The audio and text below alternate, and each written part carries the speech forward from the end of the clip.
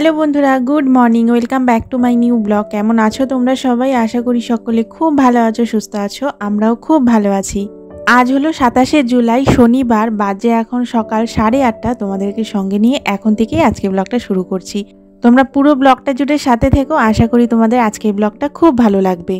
আর সকালে একটু দেরি করে ঘুম থেকে উঠেছি, তার কারণটা তোমাদের সাথে কিছুক্ষণ পর শেয়ার করছি।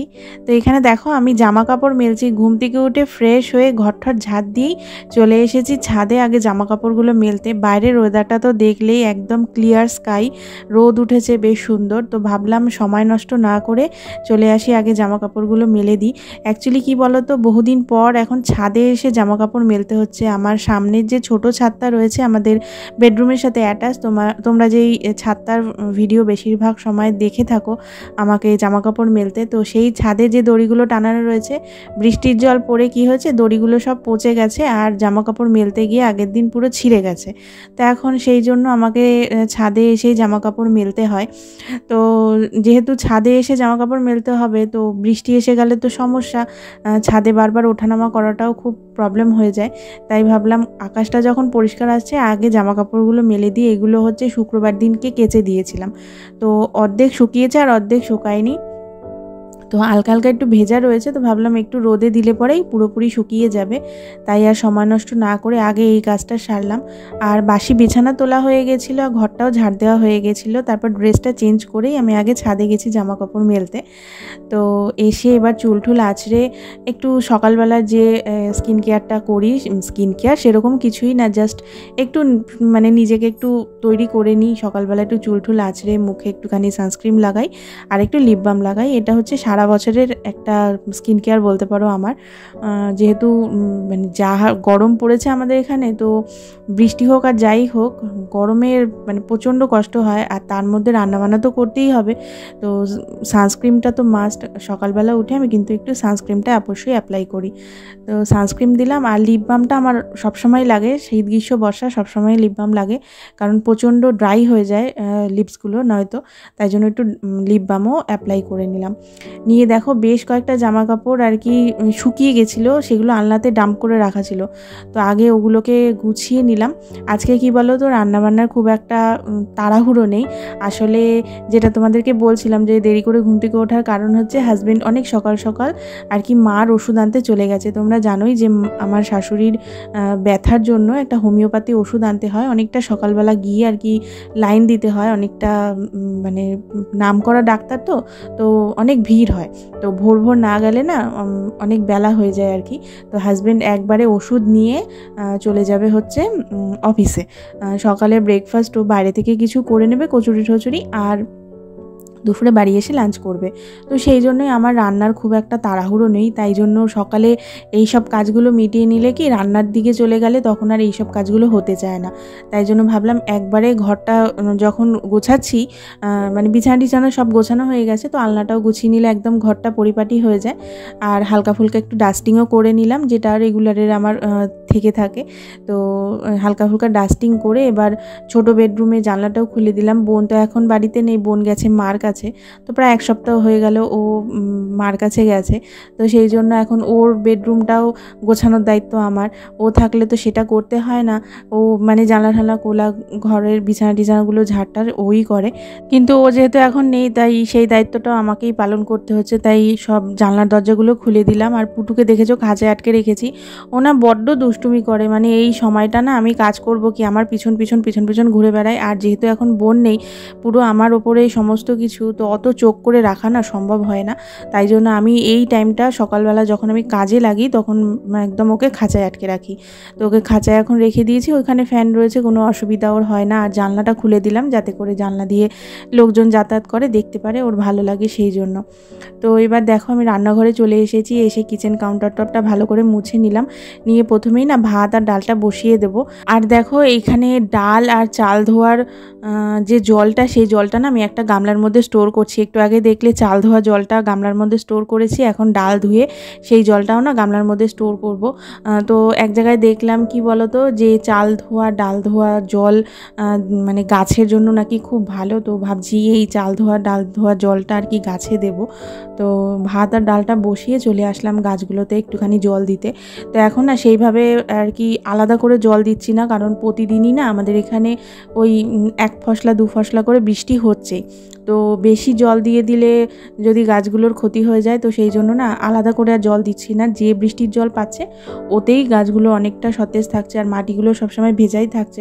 তো আমি মাটি দেখে আর কি জল দিচ্ছি। তো খুবই কি বলবো, যত্ন করার চেষ্টা করছি। মানে কি বলবো, একটা বাচ্চাকে, সদ্যজাত বাচ্চাকে যেভাবে প্যাম্পার করা হয়, তো গাছগুলোকে সেভাবেই প্যাম্পার করে রাখার চেষ্টা করছি। তো জানি না কতদূর কী হবে।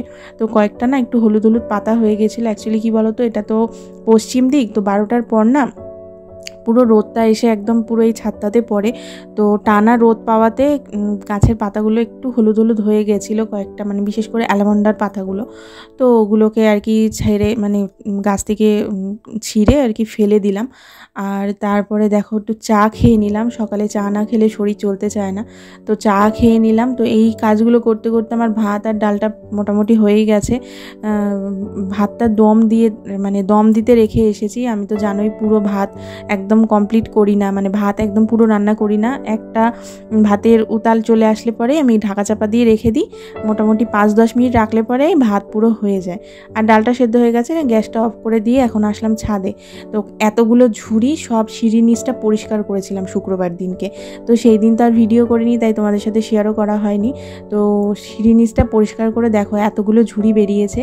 তো খুব নোংরা হয়েছিল, ইউজ হয় না, বুঝতেই পারছো, ধুলোমুলো পড়ে একদম নোংরা হয়েছিল। তো এগুলো দেখতেও খুব বাজে লাগে। তো সবগুলোকে নিয়ে ছাদে এসেছি।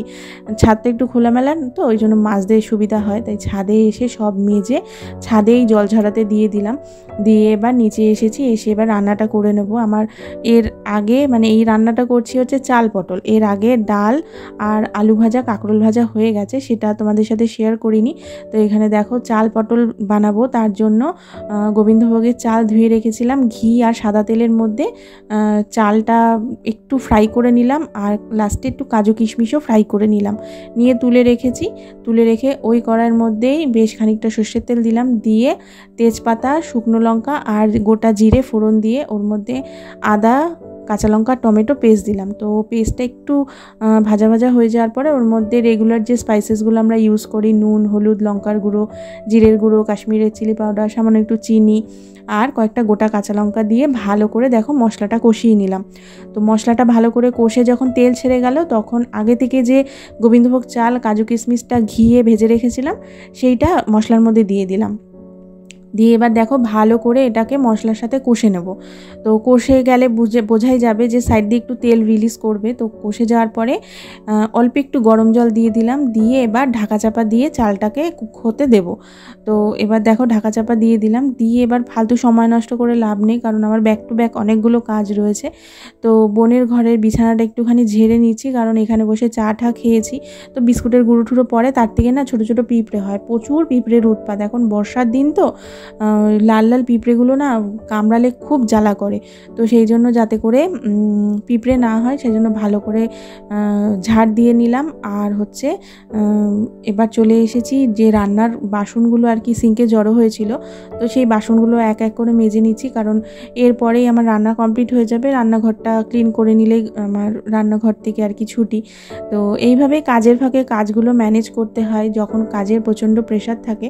আর প্রেশার না থাকলেও দেখবে ঝটপট কাজ হয়ে যায়। এই ফালতু সময়টা আমি যদি বসে বা স্ক্রোল করে যদি সময়টা পাস করতাম, তাহলে তো আমার এই কাজটা এগিয়ে থাকতো না। তো আমি এইভাবেই কিন্তু কাজগুলোকে ম্যানেজ করি। কাজের ফাঁকে সময়টাকে এইভাবেই ইউটিলাইজ করতে হয়, টাইমটাকে এইভাবেই ম্যানেজমেন্ট করতে হয়। তো যাই হোক, দেখো বাসন মাজতে মাজতে আমার কিন্তু এখানে গোবিন্দভোগের চালটা ফুললি কুক হয়ে গেছে। ওইটুকুনি জলে কিন্তু হয়নি, আমি কিন্তু মাঝখানে ঢাকা খুলে খুলে আরও 2-3 বার গরম জল অ্যাড করে করে সুন্দর করে কিন্তু চালটাকে কুক করে নিয়েছি। আর খেয়াল রাখতে হবে নিচ দিয়ে যেন না ধরে যায়। চালটা যখন ফুলি কুক হয়ে গেল তখন ভেজে রাখা পটলটা দিয়ে দিলাম, আর সেদ্ধ করে রেখেছিলাম আলু, সেটাকে ভেজে নিয়েছিলাম একটুখানি সর্ষের তেলে, তো সেটাও দিয়ে দিলাম। সেটা তোমাদের সাথে শেয়ার করা হয়নি। তো ভেজে রাখা আলু পটলটা দিয়ে ভালো করে চালের সাথে এবং মশলার সাথে কষিয়ে নিলাম। নামানোর আগে সামান্য একটু ঘি, গরম মশলা আর একটু চিনি অ্যাড করলাম, করে একটুখানি নাড়াচাড়া দিয়ে একটুখানি ফুটিয়ে নামিয়ে নিলাম। তো এইভাবে চাল পটল কেউ খেয়েছে কিনা জানিও, আমাদের ভীষণ ভালো লাগে এই চাল পটলটা। যারা পটল খেতে পছন্দ করো না তারাও ভালো, মানে তাদেরও ভালো লাগবে। আমি মেনলি পটল খুব একটা ভালোবাসি না, কিন্তু এইভাবে চাল পটল করলে না সত্যিই খুব ভালো লাগে খেতে। তো রান্না হতে হতে দেখো এখানে মুষলধারে বৃষ্টি শুরু হয়ে গেছে। সকালবেলা ওয়েদারটা কত সুন্দর দেখালাম তোমাদেরকে, তো এখানে দেখো মুষলধারে বৃষ্টি শুরু হয়েছে, মানে চারিদিক পুরো সাদা হয়ে গেছিলো, এত জোরে বৃষ্টি হচ্ছে। তো আমার গাছগুলো পুরো ভিজেছে, খুব সুন্দর জল পেয়েছে। তো বললাম না তোমাদেরকে যে এখন খুব ভালো বৃষ্টি হচ্ছে, মানে খেপে খেপে বৃষ্টি হচ্ছে, টানা এরকম বৃষ্টি অনেক দিন পরই হলো, কিন্তু বৃষ্টিটা কন্টিনিউ হচ্ছে আমাদের এখানে। তো যাই হোক, দেখো একটু বৃষ্টিটা উপভোগ করলাম বারান্দায় দাঁড়িয়ে, তারপর চলে এলাম আমার কাজকর্মে।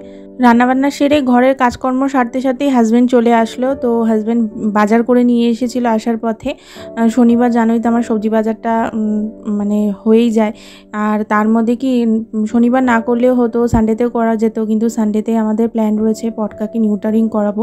এর আগেও একবার প্ল্যান হয়েছিল, কিন্তু পুটুর অসুস্থতার জন্য সেটা ভেস্তে যায়, তোমরা জানোই। তো এবার মনস্থির করেই নিয়েছি, সব কাজকর্ম মোটামুটি কমপ্লিট হয়ে এসেছে, যেসব কাজের জন্য আর কি বাধা পড়ছিল, এবং পুটুও এখন আগের থেকে ঠাকুরের আশীর্বাদে অনেকটাই সুস্থ আছে। তো সেই জন্য ভাবলাম এই সুযোগ আর মানে পরে পাবো কি পাবো না, তাই জন্য আর দেরি না করে পটকা নিউটারিংটা করাবো। তাই হাজব্যান্ড বললো যে একবারে বাজারটা করে নিয়ে আসি, তুমি গুছিয়ে রাখো, কারণ কোথাও যাওয়ার থাকলে না দেখবে মানে প্রথমত একটা টেনশন কাজ করবে যে কিভাবে কি হবে, সব ঠিক মতো হবে কি না, আর তার মধ্যে যদি সংসারের এত কাজ থাকে তখন কিন্তু সেইগুলো ম্যানেজ করা যায় না। তাই জন্য আজকেই আমি সব গুছিয়ে রাখলাম। আর বৃষ্টিতে ভিজেছে যেহেতু সবজিগুলো, সেগুলোকেও ভালো করে ধুয়ে আর কি জল ঝরাতে দিলাম। জল ঝরে গেলে পরে ওগুলোকে পরে ফ্রিজে তুলবো, আর লঙ্কাগুলোকেও একদম বোটা ছাড়িয়ে সুন্দর করে ফ্রিজে স্টোর করে রাখলাম। আর এইখানে দেখো আমার যে হাত মুখ ধোয়ার যে বেসিনটা রয়েছে, সেই বেসিনটাকে একবারে মেজে ঘষে রাখছি, কারণ সানডেতে না এইসব কাজগুলো কিছুই করতে পারবো না, ঝটপট রান্নাবান্না সেরে আর কি পটকাকে নিয়ে চলে যেতে হবে। মোটামুটি আমাদের টাইম দিয়েছে 3টের মধ্যে যেতে হবে, মানে 3টের মধ্যে আর কি ডাক্তারের চেম্বারে পৌঁছাতে হবে। তো বুঝতেই পারছো, তো যাতায়াতের তো একটা সময় লাগেই। তো আমার সকাল সকাল শুধু জাস্ট রান্নাটুকু কমপ্লিট করে খাওয়া দাওয়া করেই ওকে নিয়ে বেরিয়ে যেতে হবে। তো সেই জন্যই আর কি আজকে বেশিরভাগ কাজটাই আমি কমপ্লিট করে রাখলাম, হয়তো সানডেতে করলেও কোনো অসুবিধা ছিল না। তারপর ঘর মুছে স্নান সেরে এখন দেখো একটু শশা কেটে নিলাম, আর এই যে আমাদের সিম্পল স্যাটারডে স্পেশাল লাঞ্চ থালি সুন্দর করে গুছিয়ে হাজব্যান্ডকে খেতে দিলাম। সকালে তো বেচারা ব্রেকফাস্ট বাইরে করেছে, তো দুপুরে লাঞ্চটা বাড়িতে একটু শান্তিমতো করুক। তো খাওয়া দাওয়া সেরে নিয়েছিলাম, তো সেদিন আর কিছু ব্লগ করিনি। তো এটা হচ্ছে সানডে দুপুরবেলা যখন পটকাকে নিয়ে আর কি আমরা যাচ্ছিলাম নিউটারিং করাতে। তো আমার পটকা প্রায় 1.5 বছর পর ও বাড়ির থেকে বেরোলো, মানে এতটাই ভয় পেয়েছিল। তো শুধু জাস্ট দেখো ওর মানে বডি ল্যাঙ্গুয়েজটা দেখলেই তোমরা বুঝতে পারবে যে ও কতটা ভয় পেয়েছিল।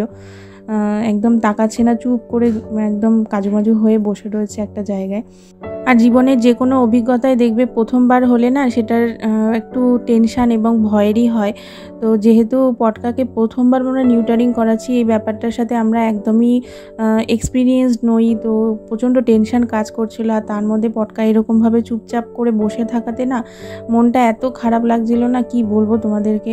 আমার হাজব্যান্ড প্রচণ্ড রাগারাগি করছিল, আমার তো মানে রীতিমতো কান্না পাচ্ছিল যে সব কিছু ঠিকঠাকভাবে হবে তো, কিন্তু হাজব্যান্ড রাগারাগি করবে দেখে আমি আর মানে নিজেকে কিভাবে যে কন্ট্রোল করেছি সে একমাত্র আমি জানি। আমার হাজব্যান্ডের কষ্ট হয়, কিন্তু ও প্রকাশ করে না, মানে বুঝতে দেয় না, কিন্তু বুঝতে পারি ওরও কষ্ট হয়।